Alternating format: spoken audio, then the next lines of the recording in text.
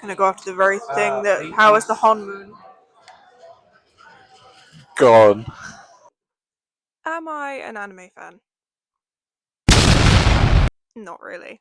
Do I have a lot of animes that I adore the hell out of?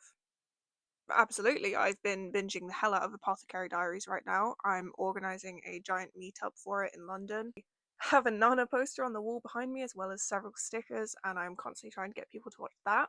But would I go so far as to say that I'm actually an anime fan? Probably not. In terms of fandoms, and in cosplay, I tend to lean a lot more towards video games and TV shows and movies. If you don't know me, hi, my name is Kira. I'm a cosplayer, artist, and very occasional photographer from the UK. Not being a huge anime fan aside, I was incredibly lucky enough to have been given a creator pass along with my partner Adam to attend Animecon in Manchester. This is an event I was mostly looking forward to because they had Mei Hong, who voices Mira in Kpop Demon Hunters, which is a film that the both of us have been absolutely obsessed with recently, and we were already wanting to cosplay Jinu and Rumi. So this was kind of the kick in the behind to finally get these costumes done and check out another Manchester con, which are cons that I always have a lot of love for, even though I live about 40 minutes from London and it's like a 4-hour one-way trip to Manchester. Other than Rumi and Jinu, we did decide to cosplay Silas and MC from Love and Deep Space. And might I add that both costumes were his idea, and I'm a very, very lucky woman, I'm aware. I have filmed quite a bit throughout the weekend just gone, and I have put it into my usual sort of compilation of things that we got up to. Please allow that to convince you rather than me rambling.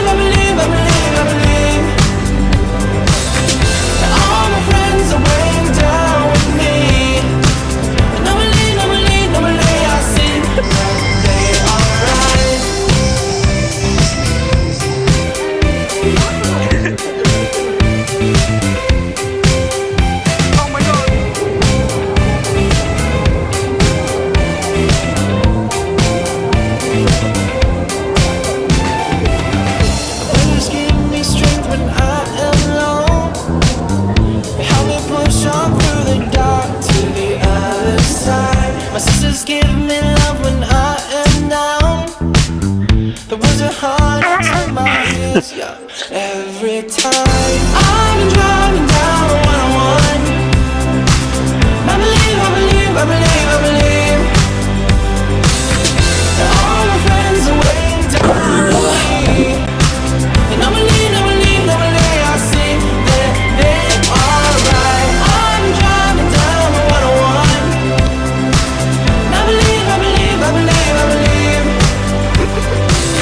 that all my friends are waiting down with me.